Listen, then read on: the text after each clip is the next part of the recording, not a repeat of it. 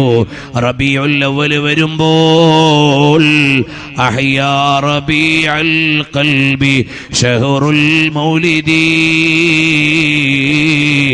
കുല്ലൽ അനാമി ബിദിക്രി മൗലിദി അഹ്മദി. റബീഉൽ അവ്വൽ വരികയാണ്. സ്വലാത്തുകൾ വർദ്ധിപ്പിക്കണം, വീട്ടിൽ മൗലിദ് പാരായണം ചെയ്യണം. നബിക്കുള്ള മൗലിദ് വീട്ടിലും കഴിക്കേണ്ടതാ, അതിനാൽ മുസീബത്തൊക്കെയും മാറുന്നതാ. ഖർഖും വബാഇവ ഒക്കെയും നീങ്ങുന്നതാ. എല്ലാ ദിവസവും വീട്ടിൽ മൗലിദ് ഓതണം.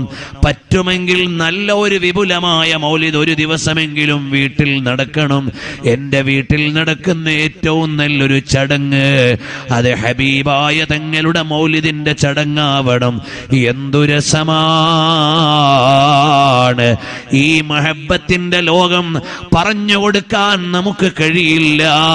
അതുകൊണ്ട് നമ്മൾ രുചിച്ചറിയുക തന്നെ വേണം എന്നെന്നോടും നിങ്ങളോടും പറഞ്ഞ് ഞാൻ എൻ്റെ സംഭാഷണം ദീർഘിപ്പിക്കുന്നില്ല.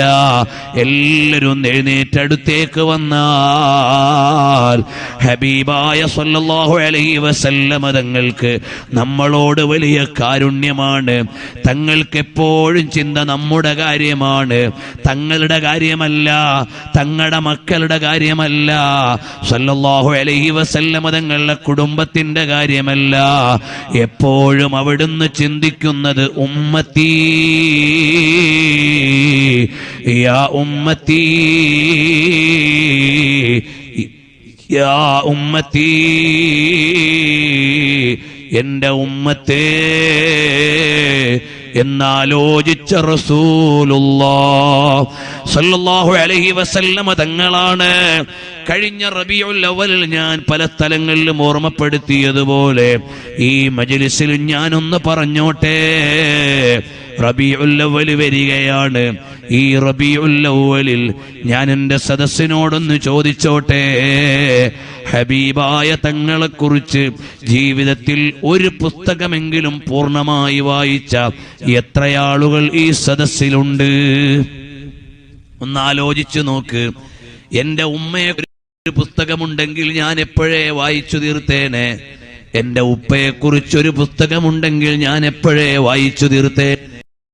എൻ്റെ കുട്ടിയെക്കുറിച്ചൊരു സന്ദേശമുള്ള ന്യൂസ് വന്നാൽ ഞാൻ എപ്പോഴേ വായിച്ചേനെ.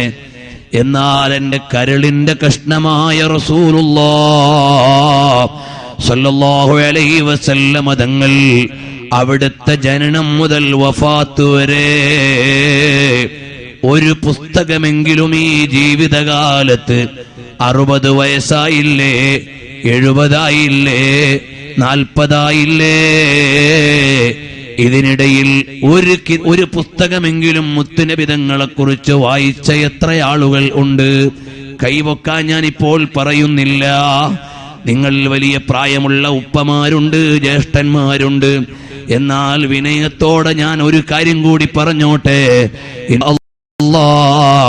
ഈ റബീഉൽ അവ്വൽ തീരുന്നതിന് മുമ്പ് ഞാൻ എൻ്റെ ഹബീബായ തങ്ങൾ ആരെന്നറിയാൻ, അവിടുത്തെ അറിയാൻ ഒരു പുസ്തകം വായിച്ചിട്ട് കാര്യമില്ല, 1000 പുസ്തകം വായിച്ചിട്ട് കാര്യമില്ല.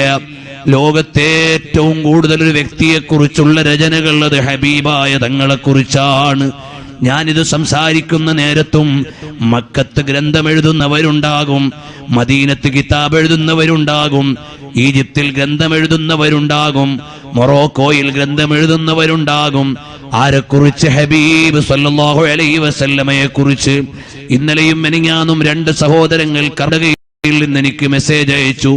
അവർ ഹബീബായ മുത്തുനബി തങ്ങളെ കുറിച്ച് ഗ്രന്ഥം എഴുതുന്നു. അതിനൊരു ചെറിയ ആമുഖം എഴുതാനാണ്. കന്നഡയിൽ രചിക്കുന്നുണ്ട്, തമിഴിൽ രചിക്കുന്നുണ്ട്. ലോകത്ത് എഴുതപ്പെടുന്ന എല്ലാ ഭാഷയിലും ഹബീബായ തങ്ങളെ കുറിച്ചുണ്ട്. ആലോചിച്ചു നോക്കണേ.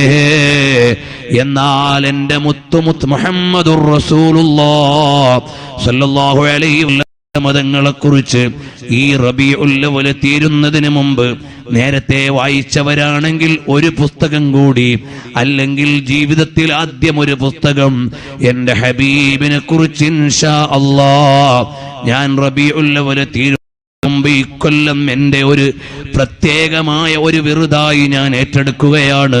ഇൻഷാ അല്ലാഹ് ഒക്കെ വരുന്നെങ്കിൽ അത് ഉപയോഗപ്പെടുത്തിയാൽ ഒന്നുകൂടി നല്ലതായിരിക്കും. അപ്പൊ നിങ്ങൾക്കത് കൃത്യമായി എത്തിച്ചു തരാനും വാങ്ങാനും ഒക്കെ അവസരം ഉണ്ടാകും. എന്നാലും എന്റെ ഹബീബായ സല്ലല്ലാഹു അലൈഹി വസല്ലം തങ്ങളെ എനിക്ക് വായിക്കണം, അറിയണം. ഓരോ ദിവസവും ഹബീബിനെ കുറിച്ചുള്ള പുതിയ പഠനങ്ങൾ വന്നുകൊണ്ടിരിക്കുകയാണ്. അല്ലാഹു നമുക്ക് തൗഫീഖ് ചെയ്യുമാറാകട്ടെ.